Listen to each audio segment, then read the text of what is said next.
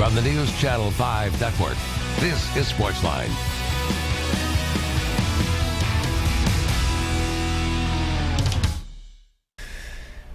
Hey there, SportsLine on your television. Steve Lehman here with you. Glad you are here with us on this Monday night on News Channel 5+. We're going to talk the NCAA basketball tournament, of course. What else is going on? So much to get to from the weekend of games. The best NCAA men's basketball tournament first weekend ever played. Now, sometimes you hear comments like that, and I would be one of the first to say that I think too often we throw that out there, and it's hyperbole. It's not actually the fact. But I'm inclined, after thinking about it this weekend and going back over it today, to actually kind of go along with the people, the pundits and the experts that have said exactly that this was the best opening weekend of games that we've seen in an NCAA tournament maybe ever. And here's some of the reasons why. You had 10 double-digit seeds win their first round games, Thursday or Friday. You had, for the first time ever on the same day, 13, 14, and 15 seeds win. Just the 8th 15 seed ever to win in the tournament in Middle Tennessee. And that may have been the biggest upset in tournament history. Now, I think Middle Tennessee's maybe the best 15 seed to ever play in the NCAA tournament. I thought that from the beginning. They were way underseeded. And again, it goes back to what I said last week, that the NCAA selection committee really needs to examine itself, because part of what we see here is a bad bracket. You put teams on lines they're not supposed to be, and you'll find interesting results. Middle Tennessee is maybe the best 15 seed ever in the history of the tournament. Are you surprised that they're one of the 15 seeds to move on? Stephen F. Austin, drastically underseeded as a 14 seed. They win as a 14 seed. So I think part of it's the bracket, but you get those teams to win. You get Middle Tennessee to win as a 15/2. And then how about some of the finishes? Northern Iowa, Paul Jesperson banks in a half-quarter at the buzzer. But then the Panthers' one shining moment turns into one terrible nightmare last night when they blow the largest final minute lead in the history of college basketball. Not just the tournament, in the history of the sport. They were up by 12 with 44 seconds to go and lost. Wisconsin last night, Bronson Koenig from the corner to beat Xavier at the buzzer. The Cincinnati game, where you have a dunk that looks like it's sending you to overtime, gets waved off by the fingertips because it didn't beat the buzzer. Just some incredible finishes. Arkansas Little Rock with a couple of miraculous shots down the stretch, then go to double overtime to beat Purdue. Iowa with a tip-in at the buzzer to win in the first round. Just some great basketball games. Notre Dame yesterday to beat Stephen F. Austin. Down 5 in the final minute and a half or something like that. Comes back, scores the final 6 points, including a tip-in at the buzzer to win. Terrific finishes, great storylines.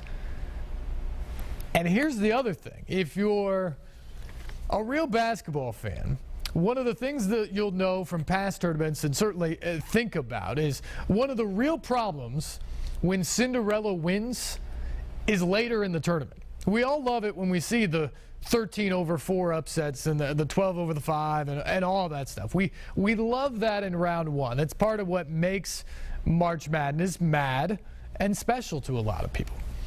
But where you come into the problems is when you start getting the 13 seed against the 2, or the 13 against the 1 in the Sweet 16, or you get the let's see, how about an 11 versus a 2 in the Sweet 16? You get those types of matchups where you have the true heavyweights against somebody who's pulled a couple upsets to get there. That's when you get some lopsided mismatches in the second week of the season.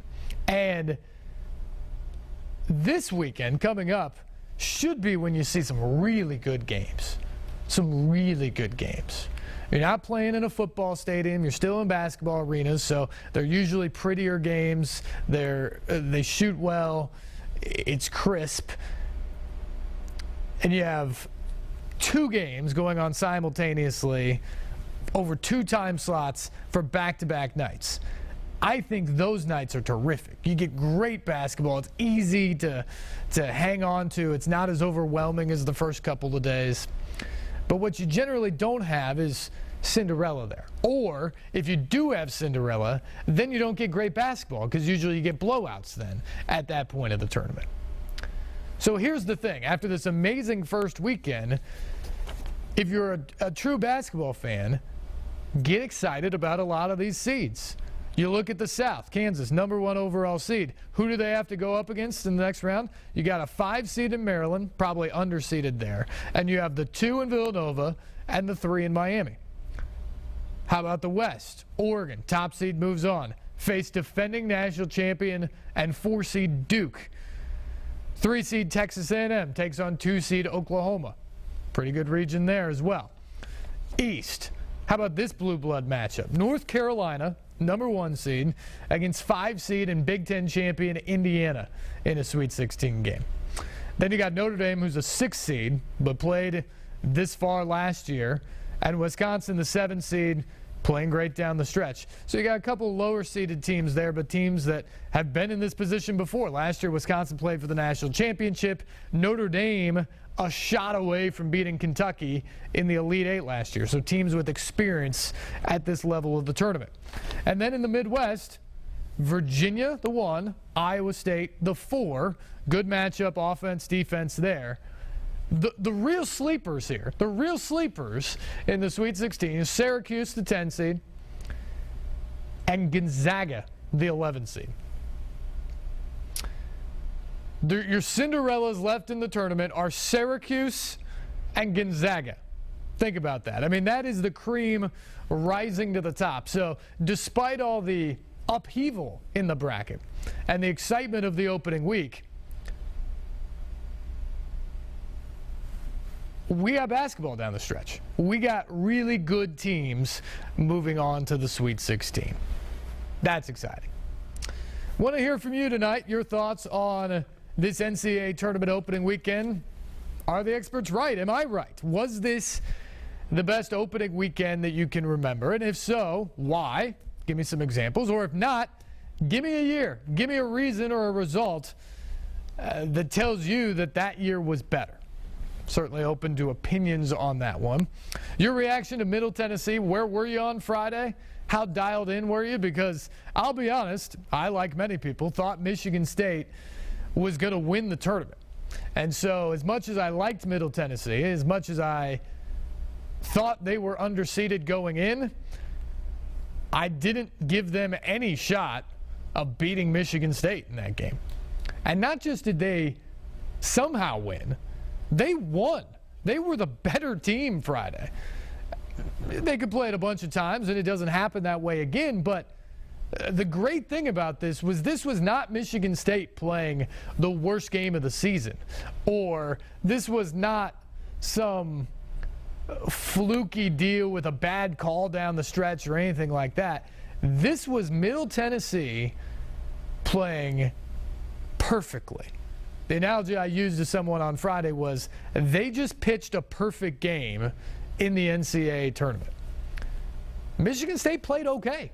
Offensively, they were pretty good. They just couldn't get stops against a great game plan by Middle Tennessee. Kudos to Kermit Davis.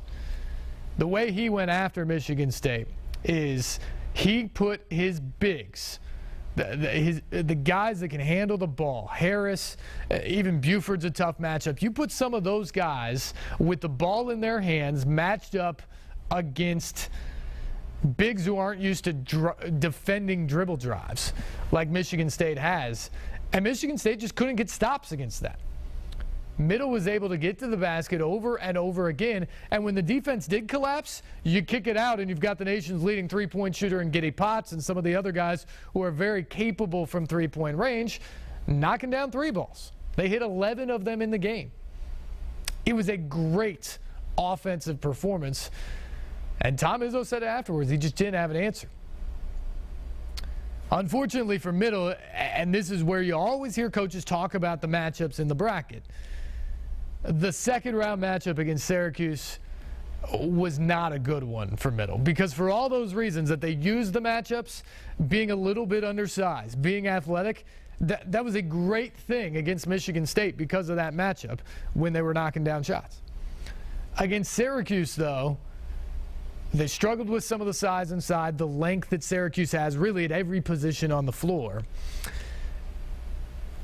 And the zone, the 2-3 zone that Syracuse plays, eliminated the dribble drive. You couldn't get to the basket off the bounce like they did on Friday. And so now you are simply having to knock down shots from the outside against Syracuse in that zone, and Middle didn't shoot as well. Reggie Upshaw was a complete non-factor. Giddy Potts did not have a good shooting day. Credit to Syracuse in what they do, but it's more about the personnel and how they play than necessarily the way they played. Same thing for Middle against Michigan State on Friday. It was a great matchup that they took advantage of with one of the great stories ever. Great for Middle Tennessee. Then it was a bad matchup that looked like a bad matchup in the second half. Congratulations, though, to Middle Tennessee. Just a fantastic story. A great finish to this year. The postseason, multiple moments, really. When you think about winning the Conference USA tournament, first conference tournament title in quite some time for Middle Tennessee. Then you get into the big dance, and you knock off one of the heavyweights. One of the all-time great wins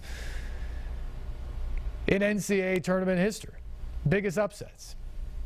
And then you get that extra opportunity, that extra game in front of the national audience to play. And even though that one didn't go very well yesterday, it's still exposure. It's still your team with the national commercial for a couple hours on a Sunday afternoon in the NCAA tournament. That can only be good for Kermit Davis and that program, who return Giddy Potts and Reggie Upshaw next year, and should be very good once again. We'll get to your phone calls tonight. 737-7767 is our number. But first, let's take a break. We'll come back. More March Madness and bracket talk right after this here on SportsLine.